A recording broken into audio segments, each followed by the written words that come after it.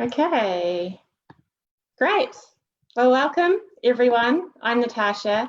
I'm running the Insight series as part of Raising Alchemy.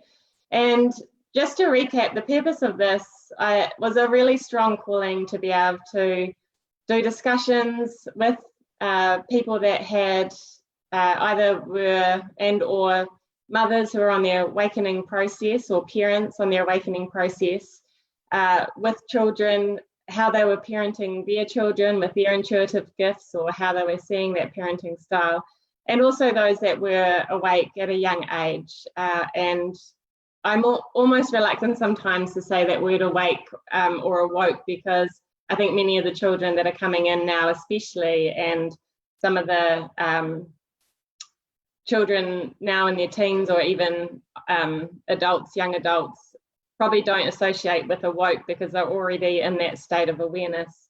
But anyway, I'm really excited today. We've got Rebecca, or B, as I refer to her to, and I think many people do. She's a mother of 3 boys, 8, 6, and 4. Rebecca's an intuitive guide and soul coach, and she's on a mission to support rising souls who are feeling the call to release the struggle and enjoy a more authentic, abundant, purposeful, free and flowing experience in all areas of their lives. And B, I absolutely love that. And I'll just hand over to you just maybe as a intro. I think it'd be really good just to talk a little bit around just your experience of working with spirit and coming into spirit, and then we can move on to how that works with your parenting style as well. Sure. Yeah, thanks so much, Natasha. I'm so excited to be here. I love your message and your mission and all of that, and I'm just super honored to be able to have this chat with you today. So I definitely wouldn't say that I feel that I was particularly woke as a child. My awakening really didn't happen so intensely until just as I became a mom. So I definitely associate parenthood and my awakening for sure. I would say a few years prior, I kind of got down that rabbit hole of learning that, what was going on in my head wasn't actually who I was and all of that. And that was really what kind of spurred me to start to separate from my thoughts, which generally at the time and throughout most of my life until that point really were not very good. They were really centered on, like most of us kind of experience, what our flaws and everything that's kind of wrong with life and all of the things that we're not doing right and wondering when it's all going to come together and all of that. And in particular, I had some struggles with eating and body image, again, super common. So when I realized that, all of that stuff that was going on inside of me wasn't actually real, it really kind of opened up this space. And I would say that's when I started to really kind of tune into the whole intuitive side of me, though at the time I didn't really know what was happening. I just knew that I felt this new sense of freedom and just possibility, because I started to realize how much time we actually spend in our heads and making up these stories, right? Which obviously applies to parenting. So I'll get into that kind of later on, I guess. But yeah, so around that time, I was I'll just kind of give you a slight little backstory, just kind of ties into how I kind of got into motherhood, I guess. But I was living in Toronto. I'm from the East Coast of Canada. I'm from Prince Edward Island, and I'll always be an island girl, but I live in Southern Alberta now. And at the time of my awakening, I guess, I was living in Toronto. I was single. I was working as a personal trainer, and I had a really high stress clientele. And I mean, I was in this fast paced environment all the time. And I was really noticing that a lot of my old habits were kind of coming back into play, with regards to my eating and my negative self stuff. And I was really seeing in my clients, what a disconnect there was within the whole concept of what it means to be healthy and what it means to be, happy in life, because so many of them were just so kind of broken, it felt like, for lack of a better description, in a way that I didn't feel equipped to help, especially because I was still dealing with a lot of my own stuff. So when I had this kind of like awakening, I wanted to like share it with all of them, but they weren't necessarily people that I felt like I could share. Like I thought they were going to think I was crazy, right? So I maybe had like 1 or 2 clients that I actually like shared it with. But anyway, so around that time, I was also just kind of noticing like I was ready to like move to a slower pace. I really wanted to do a yoga teacher training because I knew that was going to help me get into like the more mindfulness piece and kind of access the more emotional healing piece. And so I kind of signed on to do that and was kind of making plans, didn't have any concrete plans to make a big move, but I had them kind of in my heart. And around the same time, I had reconnected with my high school sweetheart who lived in Alberta, where I live now. And such a lovely story. Yeah, so I love this story too. Like there's so many other like little synchronicities. I won't go into the whole story now, but long story kind of short, we ended up reconnecting when we were home in Prince Edward Island at Christmas time in 2010. And then our relationship just kind of like reblossomed from there. And again, long story, but 8 months later, I moved to Alberta to be with him, left my job, knew I was going to a small town where I wasn't sure if I was going to find work in my field. It was a big, big, big leap of faith, but lots of like little synchronicities that kind of led me there. And then literally like, I went to do my yoga teacher training in there too. I was gone for a month, came back. And then literally by January, I had found out I was pregnant. And was not the plan. I really was not prepared for that at the time. Like it did evolve like quickly. I kind of like flipped the script in my mind eventually, but I was really afraid. I was really, really like, how am I going to do this? I was really worried about like all of my internal crap with like regards to body image and what was going to happen as I went through pregnancy, and how was I going to be a parent when I had no support and I didn't know anybody, and all of the things, right? So I felt like I was definitely old enough, like I was into my mid 30s. So it wasn't like we were kids or anything, but I didn't necessarily feel prepared. And at the same time, I was also like, I guess my awakening was kind of like accelerating in a way, because I was really starting to notice old patterns, because of course I'd been with someone in high school, like then 12 years later, we're very different people, but you come back together in real life and like all of this old stuff starts to come up, right? So once I became a mom, I started to really have this kind of next level awareness of how much of our stuff we've carried forward from our parents, how many of our beliefs, not necessarily I don't want to say necessarily in a bad way, like everything's there for a reason, right? In our experience, I do believe that. And our parents are just doing their best. And I had amazing parents, so I was very, very blessed in that respect. But I really it was very clear to me, like clear to the point where I was like, I need to figure this out, or I'm not going to be happy and my kids are not going to be served in the way that I want them to be. And I knew that I wanted to have like I guess kind of more, I don't know, progressive is the right word, but like a more open approach to parenting. Like I really wanted to nurture my kids to be themselves. Like that's always like my number one priority, is just like allowing them like the space to be authentic, which isn't always the easiest thing, of course. Yeah. So anyway, I would definitely say that like was a big catalyst, right? That was kind of like the next level catalyst that was beyond my personal mission to be happy. Basically, knowing that our kids are only really as happy as their mother or their caregiver or whatever really can be, I guess, on a certain level.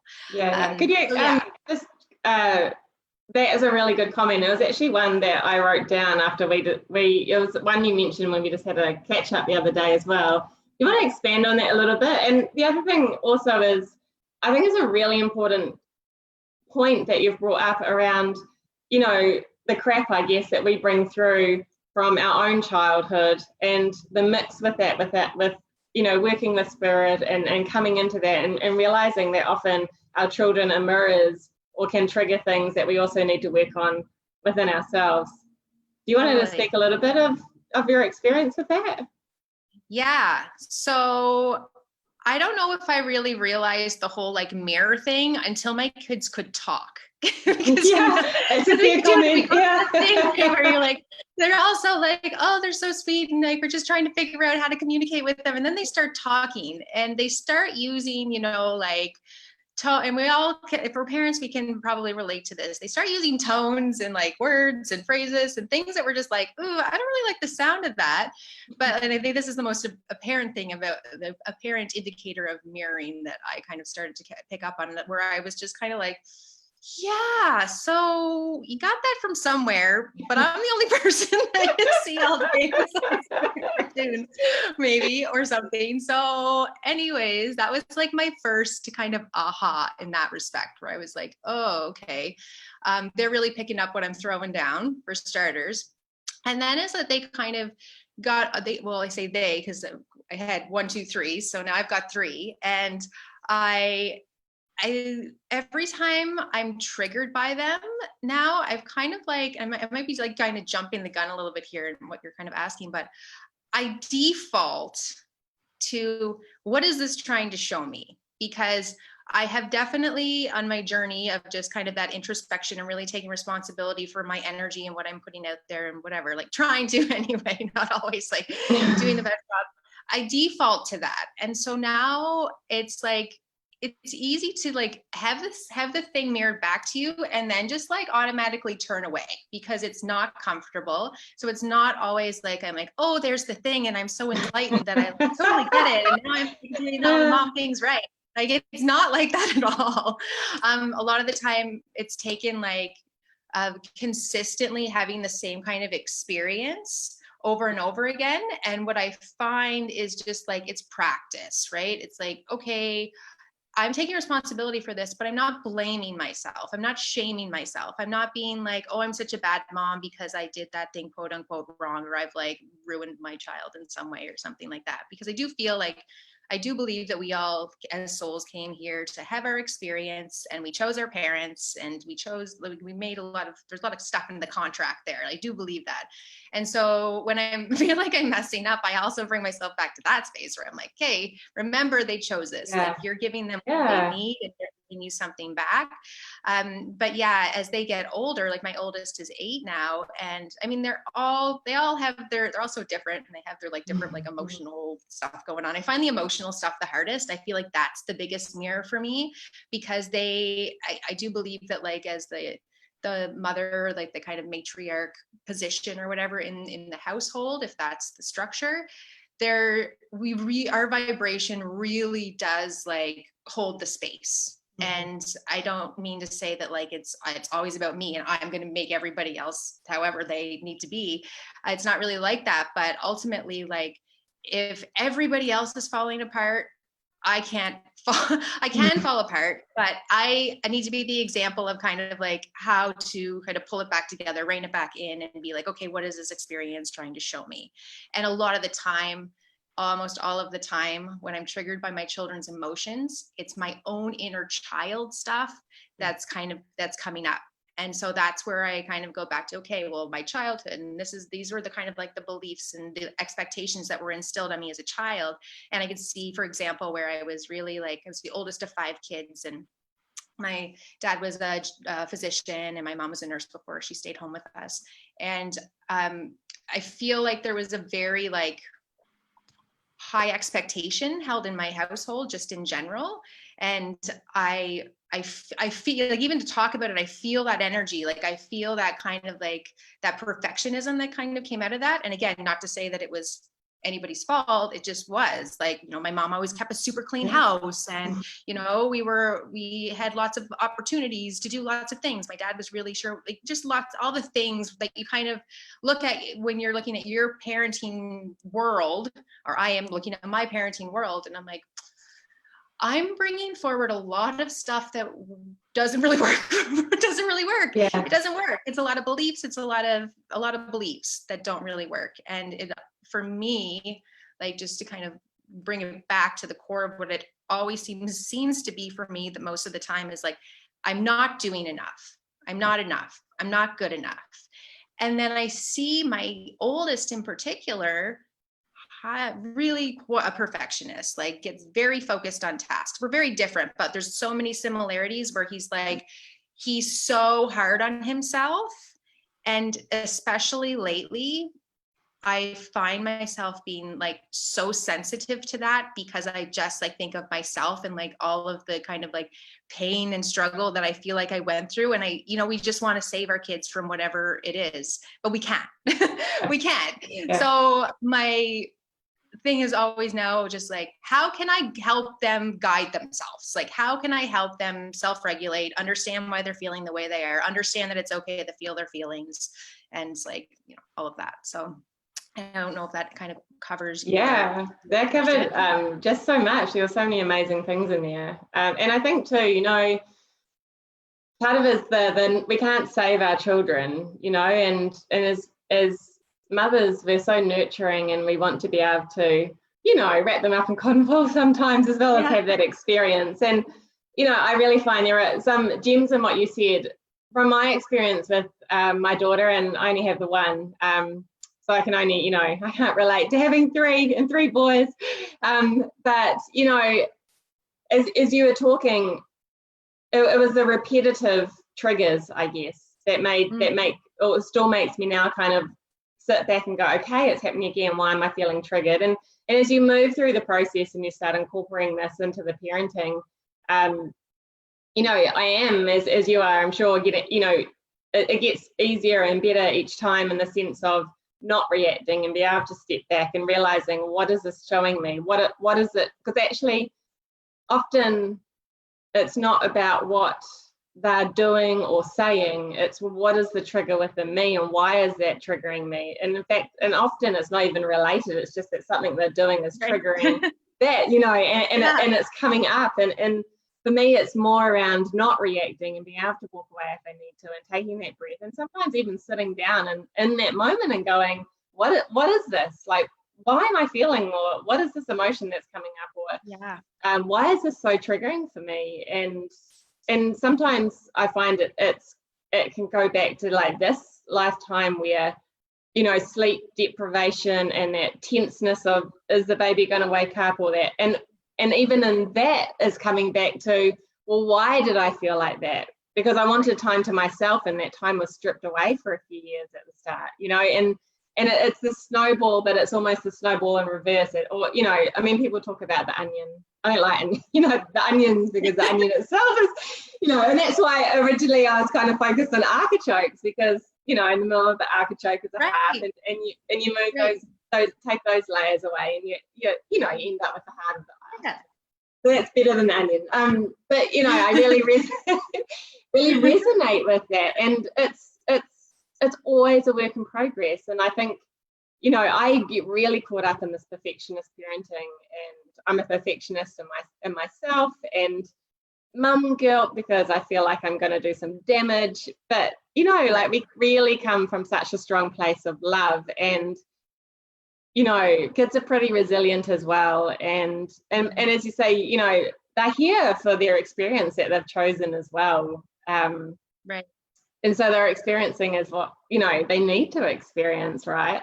But yeah, it's just, all of that is just, it's an incredible journey, and it can be overwhelming because there's so many aspects to that, right? Especially when you look at how our parents parented and their experiences from that, and our, not even this life, but our past lives and contracts that we have with them as well, which is pretty amazing. Yeah. So tell me how, as you've gone through your awakening process, how your parenting style has maybe changed, or, as you progress and become deeper into that within yourself, and it's, forever learning. Have you changed the way, that style and interaction? Yeah, I think anybody that has gone from like one to multiple kids has probably definitely changed their style, because you just like, there's no other way.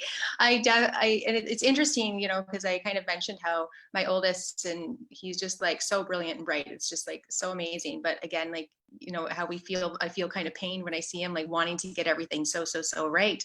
And I think about that, like how I was as a parent with him. right? Because that's like your first baby, especially, like you're just like all of the details and really like, you know, depending on who you are and like what you've experienced or what advice people have given you and you've taken or whatever, I really like put a lot of pressure on myself to get all the things right. So then the second one comes along and you're like more chill because you're realizing that like the first one, you know, it wasn't, all of the things that you thought were so important weren't necessarily that important. They could sleep in a shoebox, for instance, pretty much, and they would be fine. Yeah. And then, you know, and then the third one and blah, blah, blah, whatever. So on that kind of regular sense, yes, definitely. I kind of found myself relaxing as a parent, just in terms of like, you know, just worrying if they're going to get hurt or something, for instance. I've got 3 crazy boys. Like you could just sit around all day and like worry if they're not in front of a TV, then worry if they're going to get hurt or worry that they're watching too much TV or whatever the case may be. But especially I'm really noticing now with this whole like self-isolation, quarantine, whatever you want to call it, where now I'm actually home with my 3 kids full time, which I didn't know if I was going to survive, but we're doing pretty good. Where I really I'm noticing I'm having the more time to kind of like address them individually and really notice when they're needing something from me, or really notice when they need to have their own space and that needs to be honored and that kind of stuff. But I definitely think that more than anything, I just kind of have stepped back.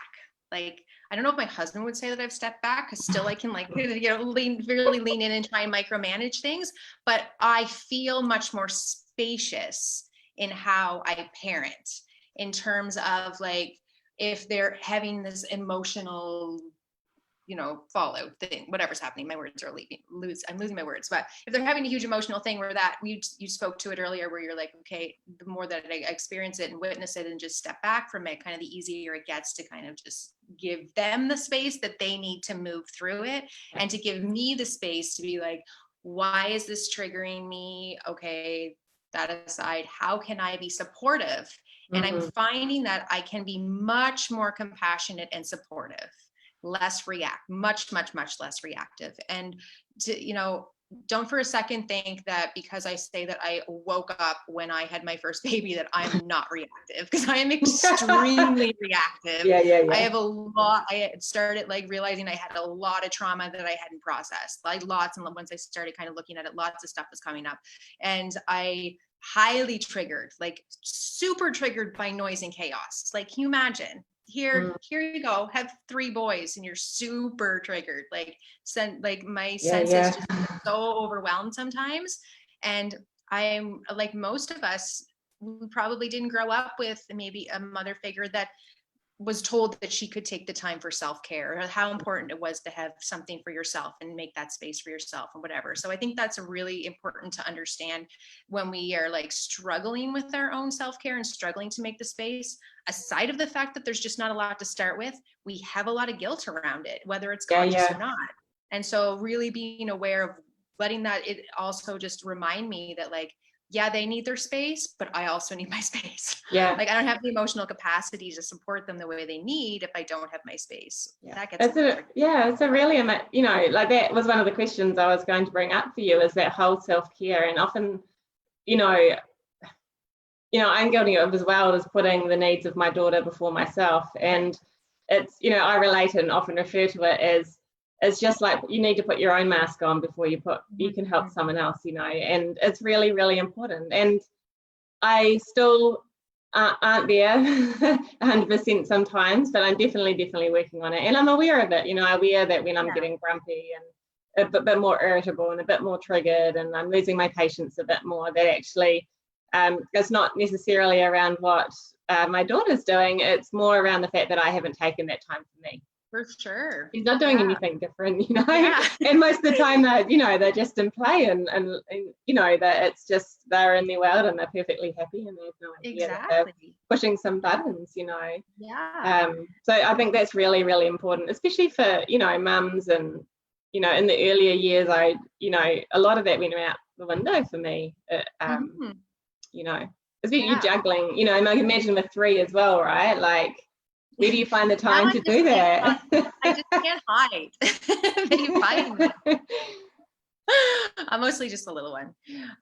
Yeah, I honestly, I think like it's like anything else. We often just deny ourselves the things that we need the most, and it just kind of comes back to that space of like enoughness, worthiness, and it's all so.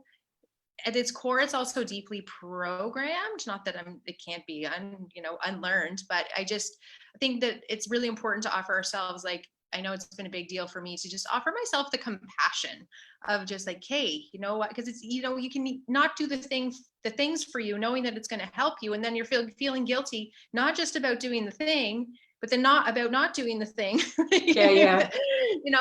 For me, it can become very cyclical like that. And I can get really caught up in the day and just kind of like, maybe I have the space, probably I have the space where I could go sit and meditate or do some yoga or something, even if it was for 5-10 minutes, but my pattern, this is just a personal share, can be like, I just have to make sure the house is tidy first, or I have to like make sure things, and a lot of the time I'm like, I'm doing this for somebody else. The house needs to be tidy for somebody else, but actually the house needs to be tidy in some way for me, because this is just kind of coming through right now, because I can't handle the chaos.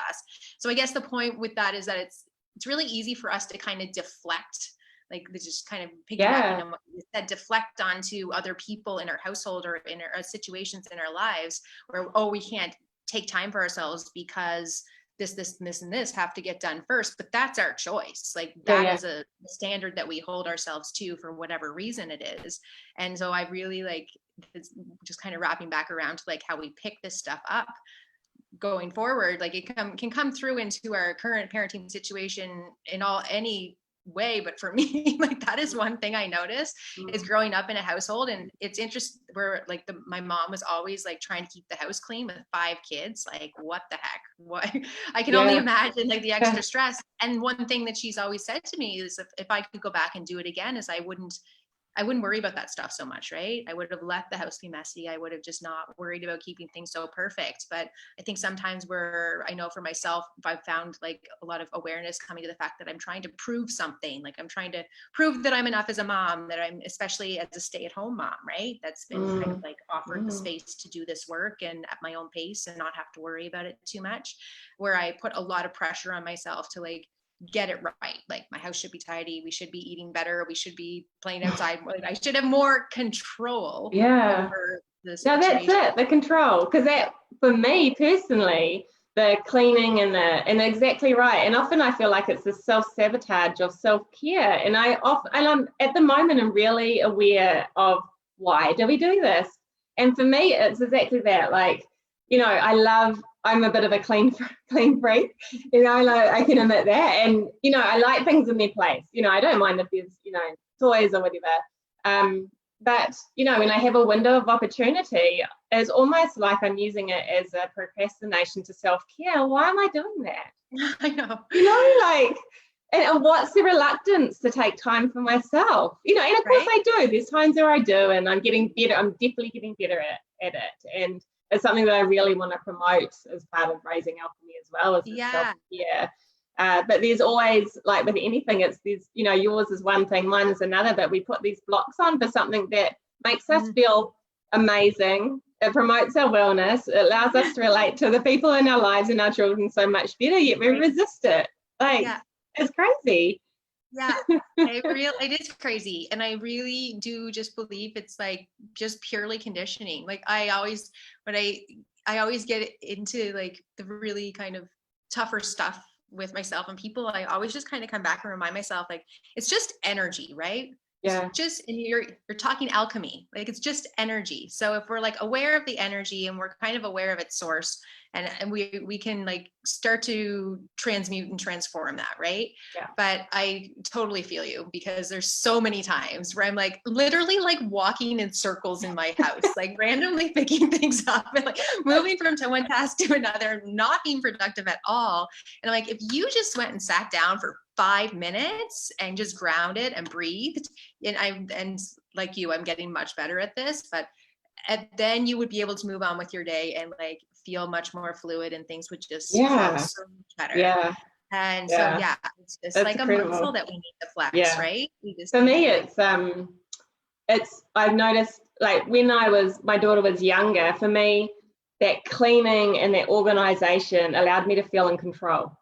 So it was something that I was able to control and see an immediate result from when I was feeling overwhelmed. So, like, that's part of it for me. So, those times where we do need to have that time for us because we're overwhelmed with, or we're working, or there's too much, or just so much going on, I feel like sometimes being able to walk around and do the cleaning, and it's something I can grasp onto to feel like I'm in control of it. Which is interesting. It's interesting to reflect that. And I just want to say, there's a few people that have jumped on. So Laurel, so she's had just a comment around agreeing with the procrastination to self-care is a real issue, which it is, right? It's out there. And hi to Jen, hi to Lalita. Thanks for joining us. And just anyone that is jumping on live, do feel free. If you're not used to the format of lives, I know it still can be a little bit new to people, you're welcome to post in the comments where you can see this being broadcasted on the Facebook pages. And if Bea and I can't answer any of your questions, we'll definitely get back to you after the live as well. Yeah, so I just wanted to intermittent there. I could see people coming on and I hadn't acknowledged them, so I thought I'd better do that.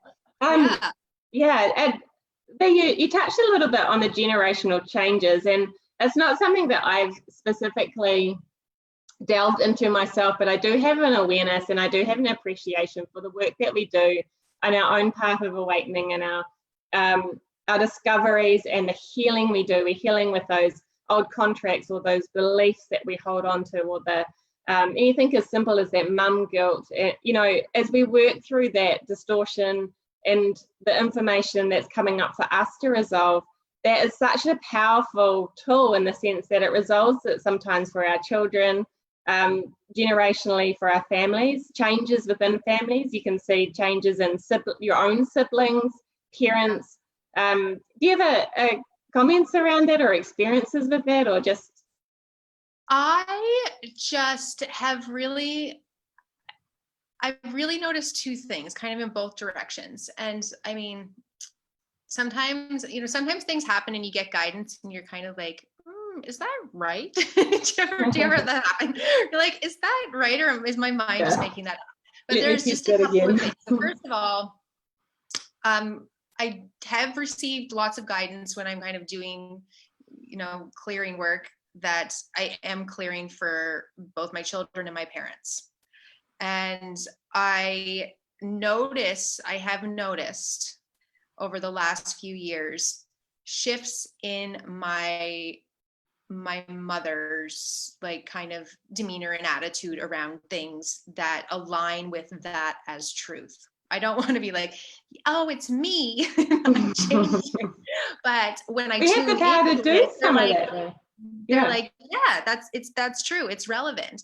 And in terms of with my kids, I feel like it's a little bit more tangible because it's the work that I've done on myself, and then with with the respect to clearing for the collective and whatever that I've kind of been guided to do, it's easier to see because I see them every single day, obviously. And it's not so much in them that I see the difference, but it's in how I'm able to relate to them and how I'm able to not get so tangled up in their emotions. So again, more of this kind of impartial witness on a more consistent basis.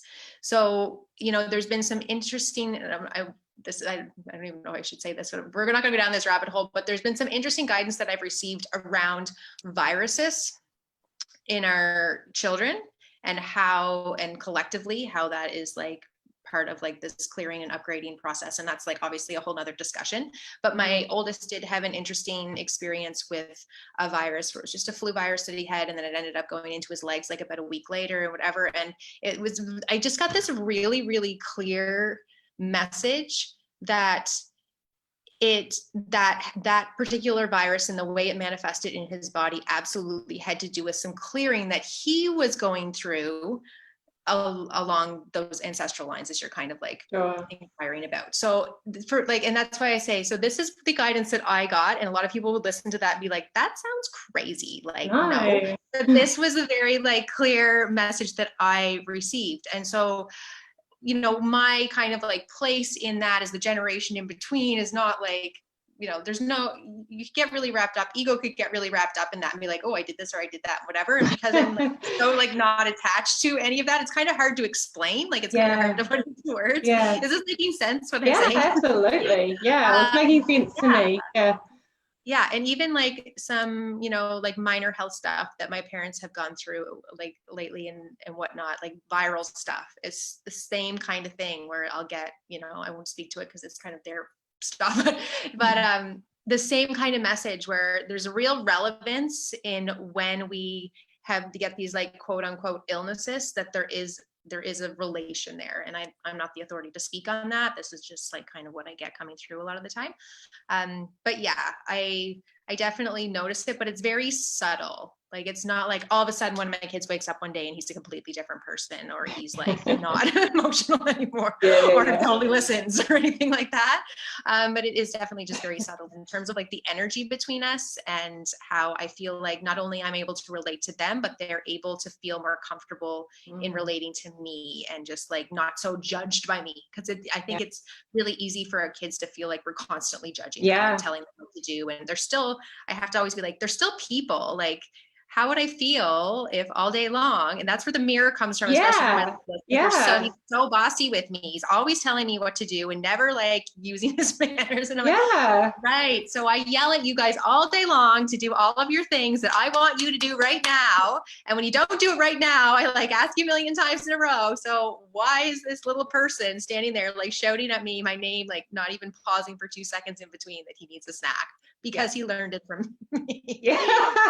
I love that. But it's true. And I've done that. I'm like, you know, if I had someone else in the house with me, you know, I'm a solo mum, you know, and so I don't have a partner, you know, and I just think, you know, if I did and they were standing here talking to me like this, or constantly at me to do these things, and I was engaged in something, like, I'd just be turning around, you know, and not so, you know, words I probably won't say here, and tell them to, you know, go on their merry way. But it's interesting because, again, that comes down to our sense of thinking that we have control over this being that's here, and really they're their own person. I mean, we do need to have guidance, you know, we need to be realistic, right? You know, I talk about, you know, boundaries and things like that, but I'm trying to be a lot more relaxed. Definitely, I find through my experience from being really strict with bedtimes and things like that. And yes, we definitely have routine, and we definitely still have times to which all of those things need to happen. But in between those times as well, I'm much more relaxed around allowing, you know, my daughter to finish something that she's doing, or maybe I have this, you know, I want to go out and do something, go for a walk, but maybe she doesn't. And how do we balance the expectation of what we both want, instead of saying, well, actually, we're going because I want to do it, you know? And it's all about respect as well. You know, it's very much a respectful parenting, but you know, just realizing that they're just so, they're just so in the moment much of the time. And it is, it's a whole, there's just so many different scenarios to look at and experience. And I know myself, I just feel so incredibly grateful that I do have children, or a child, to be able to experience these mirrors and these things for growth. And we've come here for that reason as well. You know, we're experiencing this, and I often feel that we experience what we experience because then we can go out into the world and help people that are experiencing the same and help them guide through, which is what you do in your work every day, right? Which is an amazing thing. And just so what tips, like, do you have tips for parents that are maybe trying to navigate this area, or what is your kind of go-to, whether it's a grounding technique or even some of the things you might do with your children around you know, spiritual exercise? And I don't mean that as in we're going to sit down and talk to spirit or whatever, but you know, like just incorporating the lifestyle and you know, with your connection with spirit with your children and encouraging that and nurturing that. And I'm saying a lot of options here that, you know, like the signs that you might be seeing in your children with their connection as well. Right. Just whatever resonates with you around that. Yeah. Well, first of all, I just like you said, like how blessed are we to like have our children as these little mirrors, and also how blessed are we to have these children to remind us like how to play and how to celebrate and how to enjoy and how to see like life through fresh eyes, right? And my favorite thing to do with my kids, and again, they don't always want to do it with me at the time I want to do it, but it's to like go for walks. We live out in the country and like to get outside and like explore and, you know, whatever. And I mean, I totally connect with nature spirits and fairies and like all of that stuff. So I talk that talk with them. Like they may not necessarily like totally understand it, or they have their own interpretation. Maybe, I don't know. I don't ever like, I'm very kind of open in terms of how I approach spirituality with my kids. Like I really just want them to find their own way and figure out what resonates. So when I have those conversations, when they come up, I'll often be like, well, this is what I believe. What do you believe? And they'll usually say that what I said makes sense to them or whatever. And they'll add their own like crazy, amazing, insightful tidbit as those little as we do. But yeah, like I really want to and I know my husband shares in this too, is like really facilitating that deep connection and appreciation for nature and the earth and all of that. And I do like grounding exercises with them and breathing with them. It's usually at night. Like it's usually if they're like we do this exercise called the bubble, where you just kind of like think of things you're grateful for and feel that feeling in your heart. Expand the light around you, and they find that really helpful to feel like safe and calm and protected at night if they're having a hard time falling asleep. Nice. But I try and teach them breathing exercises, and they're so funny because you'd be like, long, slow, deep belly breaths, and they do like 2 like that, and then they start like hyperventilating for fun. No, that's not going to calm you down. So I would say, like, to that note, there's lots of things that I try with my kids, like including to get them to do like yoga for more than 2 seconds without climbing on me or whatever. Like I had lots of expectations around that and how that would flow. And I find I just kind of try and let myself be led by them a little bit more, and to know that it doesn't need to be perfect. Like there's, you know, I'm not failing if I can't get, and I am like certified yoga teacher. I'm not failing. Sometimes I go to school to teach kids yoga, but I can't teach my kids yoga because they won't listen to me.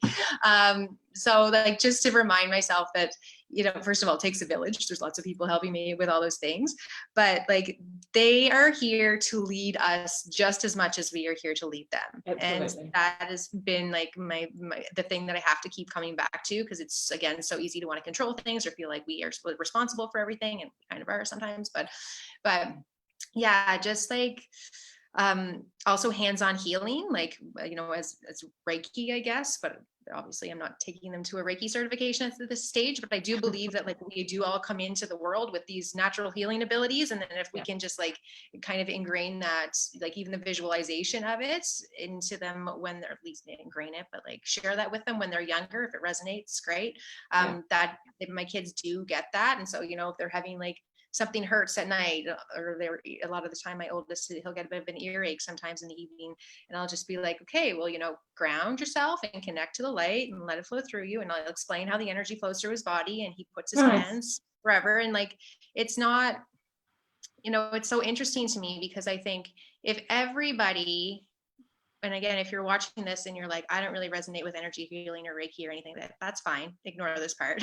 But when I took my Reiki level 1, I was like, if everybody just learned this from such a young age, like what a different world, not even young age, just learned it, what a different world this would be, right? If we all understood that we're connected to an energy source that is infinite, and that we are designed to have it literally just flow through us and heal us naturally if we just get out of the way and allow it, like what a different world. What would our health systems look like? Absolutely. How amazing.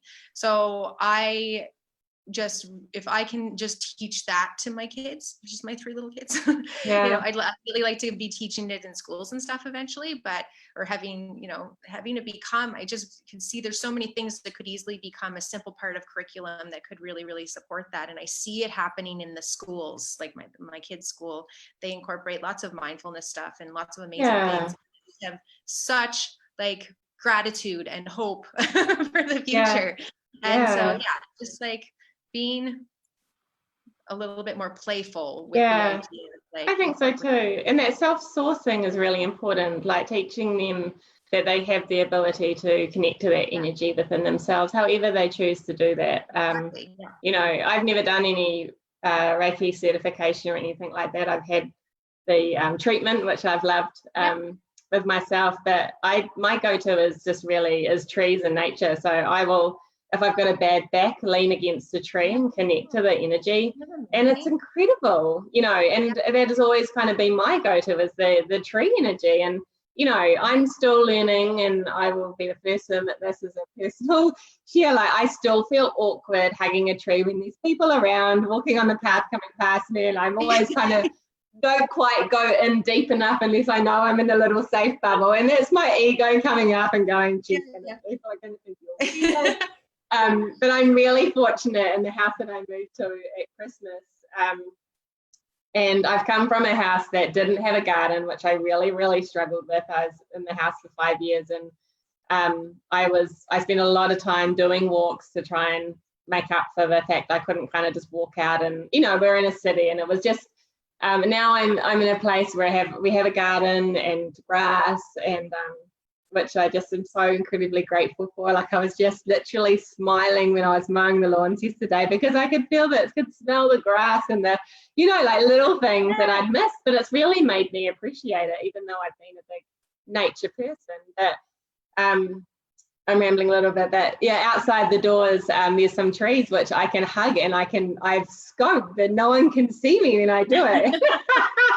Not that matters. Like, I know there's a lot of power in people witnessing these things, and I have witnessed walking through the botanical gardens in Wellington where I live, and seeing a woman with her hands on a tree and her, you know, her forehead or third eye kind of engaging, and just being in complete awe of her. One, of the confidence that she was emitting, being able to do it in such a public area, but two, just how incredibly peaceful she looked, and I could sense the energy that was coming from that. So you know, there's lots of different techniques, right? And I think touching on a point, like, you know, I often, and I think in part of my sort of bio around raising alchemy was you know, like teacher to teacher, and it is very much teacher to teacher. And I think also the teaching from our part often needs to be the led part. So that really is the you know, they're not going to do as you say, but they will naturally follow by what we do. So if you know, with being a yoga teacher, if you kind of were just in the lounge and started doing some yoga poses, you'd probably invoke curiosity, especially in your youngest, I would say, and wanting to do them with you or share. I know, you know, even we've got 2 cats that as soon as I'm on the ground doing yoga poses, they just emerge from nowhere and they want to be around me. Like, they can, you know, they can feel that energy, you know. And, you know, just leading and talking, you know, I've noticed also with Lily Beth, the way I talk to the cats is in a respectful way. She mimics, you know, and they're always watching what we're doing, and it's a great opportunity to be able to do some of these exercises, or you know, we've spoken about the card decks, and my daughter just naturally gravitates to them and stuff. I mean, I think all kids are into that. Yeah, it's great though, right? Just having them in an accessible area as well, and not being, I think, was it you were talking about, we would get a little bit precious about them being bent. Yeah, the cards, and things like that, you know, but having them accessible and not having them on a shelf where they can't. It's financially let that go. Yeah, I love that about the nature. That just kind of reminds me, because we will often just go out and lay on the ground. Like, I'll say that to my kids too. Like, if something is hurting or they're not feeling well, I'll be like, just go outside and lay down. Yeah. And if they do, they almost always get up and be like, actually, I feel better. Yeah, of course you do. Yeah. You just lay down. Yeah, that's amazing. Yeah. So do you have anything else to add? I just noticed Jamie, hi, if you're still there. I've been kind of scanning the comments, but there's not too much there now. Do you have anything else to add? I had a few notes, but honestly, I think we really covered everything that I had kind of jotted down.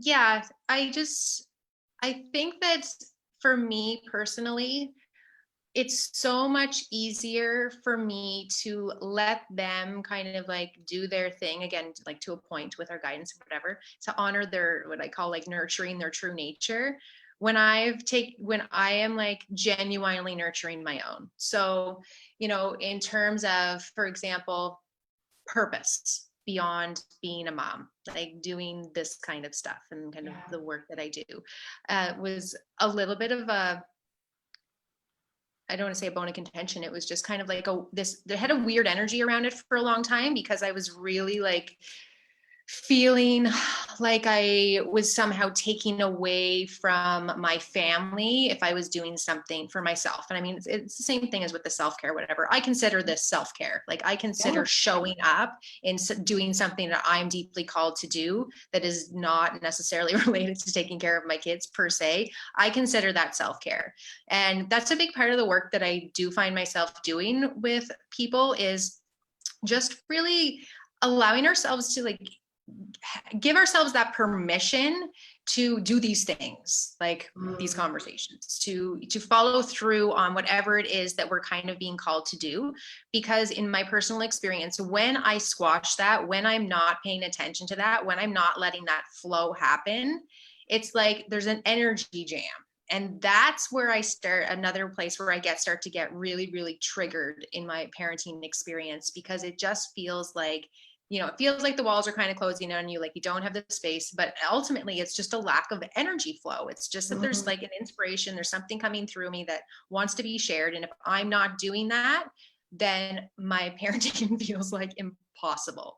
And I think that that's part of where this kind of space that I spoke to earlier, I mean, some days are obviously easier than others, but I never expected to be home with my kids now for almost 8 weeks full time, with all 3 of them at home every day, which has never happened in my parenting journey before, right? Because they were always having support somewhere, and feel this spacious in my experience. And I believe that has to do with like just the awareness of like where kind of stuff is coming from. Of course, we're slowed down. We're not running here and there. We're not driving to and from school and activities and all of that. So seems like there's more space for that. Yeah. But ultimately, I shouldn't, in my mind, have had extra time to do what I want to do. But somehow that has emerged, right? And I do believe that it came with a mindset shift that was essential when we realized we had to like live this new way of life for a while. Granted, amazing. I love that share. So I just say, if there's something as a mama, there's something that you're being called to do for yourself in whatever capacity, or a dad or whatever, like, and you're using your children or your parenting life as an excuse, I promise you that if you do the thing, you will experience so much relief. Absolutely. Yeah. And as more of I step into this as well, I just feel so much lighter.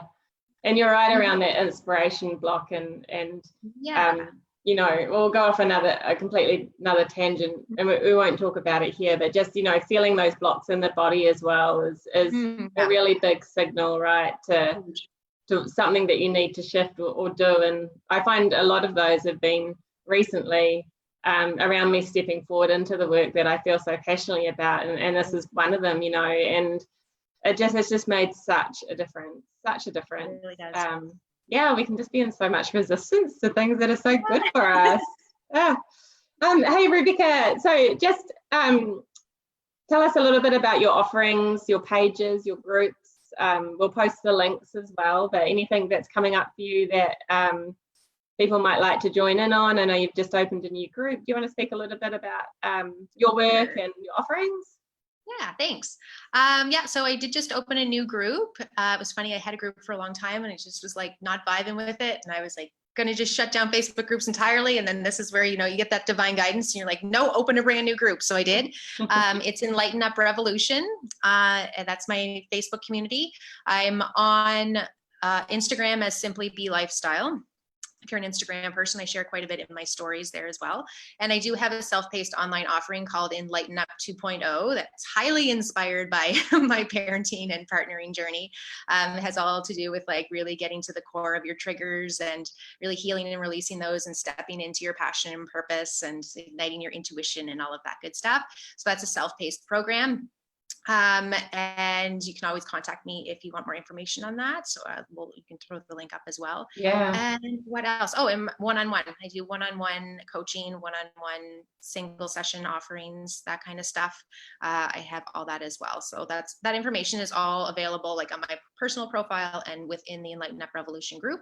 The community is really fun. It's really interactive, and we've been having some really great conversations. So if you're called, certainly like feel free to pop on the inside and join us there. Is your group, remind me, is it male, female? It doesn't. Yeah, well, currently it's all females at the time, but it's not closed to males. It's not closed. Yeah. Cool. Yeah. Awesome. And the Enlighten Up 2.0, is that like a online self-led paced course, you mean? Yeah. It's an online self-paced course. It's a 6-module course, and like it's all on audio and meditations, activations, writing prompts, all that good stuff to really dive in. So I totally knew about it, but I didn't realize it was online self-paced. So there you go. Yeah.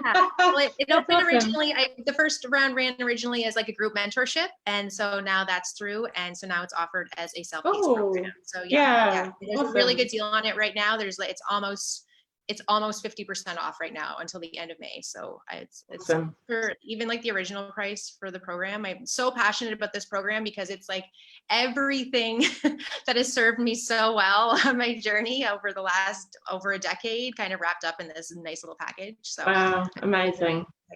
Yeah.